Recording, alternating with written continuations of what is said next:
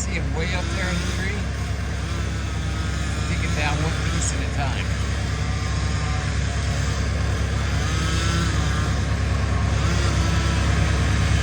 That guy is probably 40 or 50 feet in the air.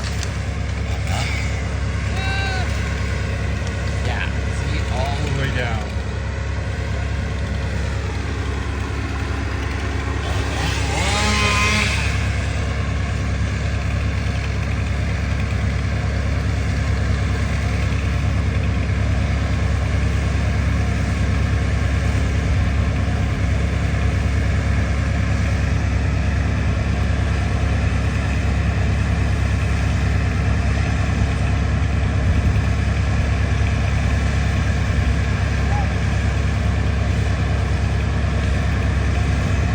I think they're getting ready to cut the big one.